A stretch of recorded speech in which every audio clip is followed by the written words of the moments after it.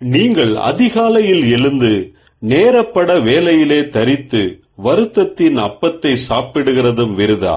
அவரே தமக்கு பிரியமானவனுக்கு நித்திரை அளிக்கிறார். கர்த்தருக்குள் பிரியமானவர்களே, உங்கள் அனைவருக்கும் இனிய காலை வணக்கங்கள்.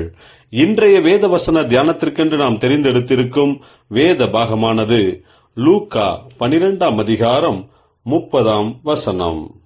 இவைகளை எல்லாம் உலகத்தார் நாடி தேடுகிறார்கள், இவைகள் உங்களுக்கு வேண்டியவைகள் என்று உங்கள் பிதாவானவர் அறிந்திருக்கிறார்.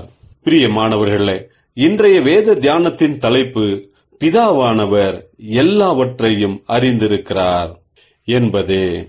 ஆண்டவர் இயேசு தம்முடைய சீசர்களுக்கும் கூடியிருந்த ஜனங்களுக்கும், நீங்கள் ஒன்றை குறித்தும் கவலைப்பட வேண்டியதில்லை, பூக்கள், பறவைகள், மிருகங்களை உண்டாக்கினவரான சர்வ சிருஷ்டிகர்த்தரான தேவன் அவைகளுக்கு தேவையான அனைத்தையுமே கொடுக்கிறவராய் இருக்கிறார்.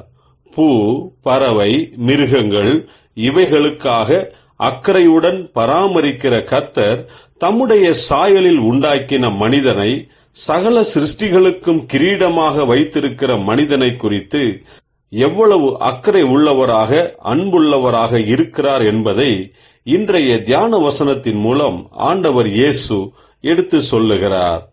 நம்முடைய பிதாவாகிய தேவன் நம்முடைய தேவைகள் அனைத்தையுமே அறிந்திருக்கிறார்.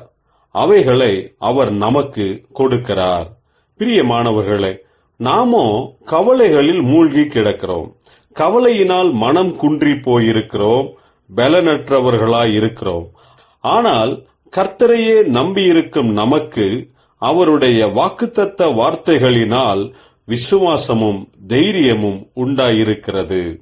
நம்மை உண்டாக்கினவர் கர்த்தர்தான் என்று நம்பிக்கை உள்ளவர்களாயிருந்தால் கர்த்தர் நமக்கு உண்மை உள்ளவராக நம்முடைய தேவைகள் அனைத்தையும் அறிந்து நம்முடைய தேவைகளை கொடுக்கிறவராக இருக்கிறார். இந்த நம்பிக்கையுடன் சமாதானமாயிருப்போமாக. ஜெபிப்போம். ஜீவனுள்ள தேவனே, எங்களுக்கு தேவையான அனைத்தையும் நீர் திட்டமிட்டு வைத்திருக்கிறீர் என்பதை விசுவாசிக்கிறோம்.